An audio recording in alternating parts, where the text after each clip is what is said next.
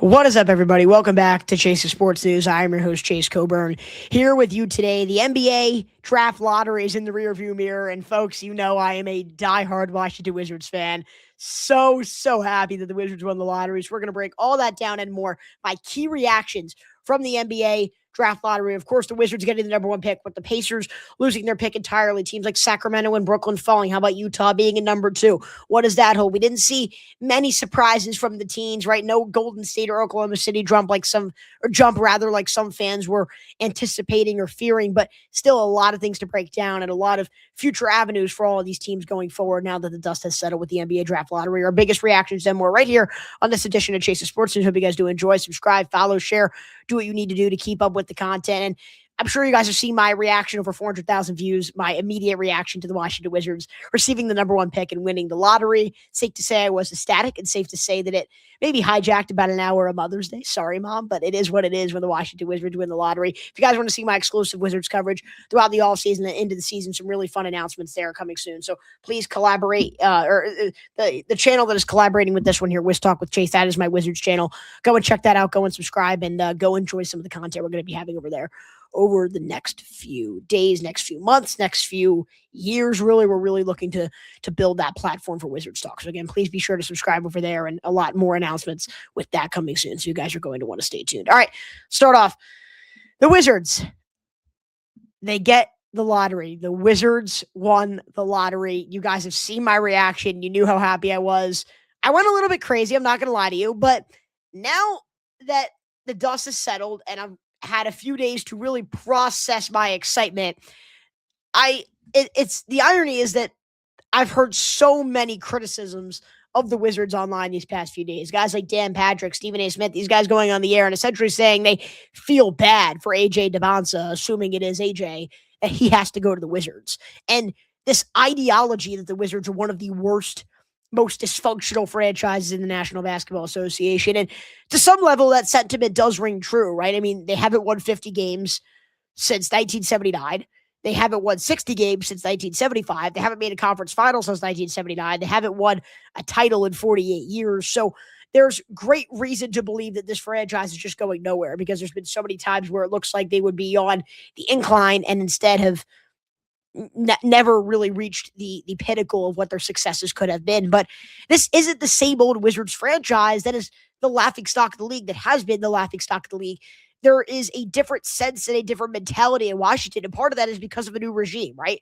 I mean, you look at their losses the past 3 seasons, that was by intent. When they were the 12th seed in the Eastern Conference every year, that was not good.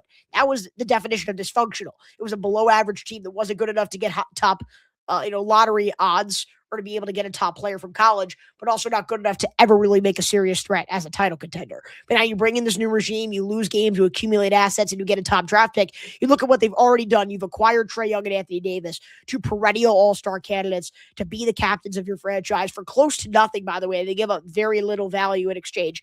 And then you have a young core, Alex Sarr, Keyshawn George, Bilal Coulibaly, Bub Carrington, Will Riley. I think Will Riley's got just as much potential as anybody else there. I didn't say Trey Johnson. How dare I forget Trey Johnson as well, the 6th overall pick from last year. And now you're going to have your choice at a top draft pick, either AJ DeBonsa or Darren Peterson. I have made it vocalized that I think the Wizards should go with AJ. I think AJ DeBonsa is the better player. It would be in Washington's best interest to go there. But, everyone's going to make fun of the Wizards, and everyone's going to say that they are a dysfunctional franchise that is going to ruin AJ or not be able to maximize on this opportunity. But that is, for me, really an ignorance to what Will Dawkins and Michael Winger are doing. They come from the Oklahoma City regime. They know how to deconstruct, to get really, really bad, and then to lay the infrastructure and then build upon that infrastructure and build a contender. They were there during those rebuilding years in Oklahoma City. They understand what it takes. They have deconstructed perfectly, and now I think they're beginning to finally construct. And look, I mentioned that hypothetically here, let's just throw out a starting lineup. Trae Young, Keyshawn George, AJ DeBonsa, Anthony Davis, Alex Sarr. You can't tell me that's not a play-in contender next year. You get more progression from Sarr and George. Trae Young, if he stays healthy, is one of the best playmakers in the NBA. You have Keyshawn's defense to pair alongside that. AJ DeBonsa is a guy who can come in and average 20 points a game right away. Anthony Davis, You never know with the health, but when he's on the floor, I think he's still a top 25 player, 30 player in the world. You can't tell me that team is not contending for a play-in spot next year. You can't. And this team is certainly not done. They will not be complacent. They will continue to make trades because, well, Will Dawkins and Michael Winger have given fans and observers of this franchise zero reason to believe that they are done or that they are satisfied with the way that this roster is constructed. But things are finally turning up. And a lot of people are saying, Chase, why does this matter? You had the number 2 pick a few years ago. You had the number 1 pick before. For everything to just be aligning, for the Wizards to get pieces, to have somewhat of a core in place, to have a front office that finally knows what they're doing, and then as a consolation prize or as kind of a coinciding result to be able to win the lottery, receive the number 1 draft pick. Guys, I'm a Wizards fan. Like, I've never seen a 50-win season. I've watched 1 playoff win since the end of their 2018 season. Like, it's been a brutal ride. And the fact that there is even a glimpse of hope for Wizards fans is just incredible. And I really do think that this regime inherited as big a mess as they come. And they have unraveled that and turned it into what could possibly be a successful tenure in the coming years. I'm not saying it's next year, but it's coming, folks. The Wizards are back. And I can't even tell you what that means to me as somebody who for years has been waiting and waiting and waiting for a moment like this. But it wasn't Utah to win the lottery. They finished second. And I do think that while the Wizards won the lottery and they're going to get the first choice, I think Utah is in just as favorable a position as Washington to really go blast-off mode next year. They're not going to get their first choice of AJ or Darren, but you're going to get AJ or Darren, and I still think Utah is a big winner from this draft because either way, they're not going to go Cam Boozer. They're going to go one of those 2 guys, whichever one is available. You're going to get a dynamic scorer and a franchise-level player, and kind of like Washington, as we were just breaking down, they have perennial all-stars who they can already build around, plus a really, really solid young core. You have Lauri Markkanen, you have Jaren Jackson Jr., you acquired those guys, Triple J just this past trade deadline, like Anthony Davis. But your young core, you have Keontae George, who looked incredible. Cody Williams was great down the stretch of the season. Isaiah Collier, Walker Kessler to be your starting center. I am buying this stock long-term now that you add in another top star at number 2 overall.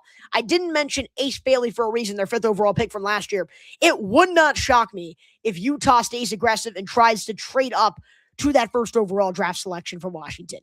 Ryan Smith, the owner of the Jazz, helped recruit AJ DeBonsa to Utah Prep. He was one of the biggest donors in helping bring him to BYU. I think they are simply in love with AJ DeBonsa, and it wouldn't shock me if they will do whatever they can to try and get DeBonsa. Now, whether Washington would accept a package of Ace Bailey, the number 2 overall pick, perhaps more, is still to be seen. We'll see really what the Wizards think of AJ and where they want to go with their franchise. But Utah is certainly going to try, and I do think that they will certainly make a very solid effort to try and acquire AJ DeBonsa, or try to acquire that top draft pick or get AJ in some way. But either way, whether it's AJ or Darren, like, they're another team, Utah, buy their stock next year. They can go blast off next year because I think they have one of the best cores in the NBA. And now you add a number 2 or number 1 pick to that. It's only going to amplify what their successes could have been. I'm really, really high on the Utah Jazz if everything comes together next season, and then obviously well beyond as well. Let's talk about the Brooklyn Nets, though. I don't really know where the Brooklyn Nets go from here. You look at the worst records in the NBA since the start of the 2024-25 season, past 2 years. It's the Wizards at 35 and 129. Then it's the Jazz at 39 and 125. And then the 3rd worst record in the NBA is Brooklyn at 46 and 118. And while none of them got favorable lottery luck last year, you see this year, the Wizards go and get the number 1 pick. Utah goes and gets the number 2 pick. And then after falling to 8th last year, Brooklyn goes and the ping pong balls don't go their way again, and they get pick 6. Yikes. That is not good considering they don't control their 1st round pick next year. And so that's why I say that, because I just don't know where the franchise goes from here. Honestly, to be honest with you, Brooklyn needed that top overall draft pick more than Indiana, more than Washington, more than Utah, because those teams have an infrastructure in place to go blast off right away. They have guys who have playoff experience. They have guys who are all-star caliber players. Brooklyn doesn't really have that. Like, I'm sorry. Michael Porter Jr. had a great first half of the season. Wasn't as good in the second half to me. I don't think he is a, consistent, dominant all-star on both ends. I really don't. Or he's not dominant on either end to really be a consistent perennial all-star contender. He's not a Triple J or a Lauri Markkanen or Anthony Davis or Trae Young. He's not. And this team also doesn't have the young core. So now with their fate decided, I just don't know where you go from here if you're Brooklyn. They don't have those perennial all-stars like a Washington or a Utah. You have Yegor Dioman. You have Drake Powell. You have Nolan Traore. And that's kind of another thing as well is you get this 6th overall draft pick and DeBonsa, Boozer, Wilson, those wings, those bigs, they're going to be off the board by that time. Obviously, Peterson's not going to fall to them at number 6. So you're really going to have the choice of whichever guard falls of Kingston Flemings, Darius Acuff, Keaton Wagler. I'm sure I'm missing someone as well. It's really a guard-heavy draft in the top 10 after those first 4. But they drafted 4 guards in the NBA draft last year. You're going to draft another one?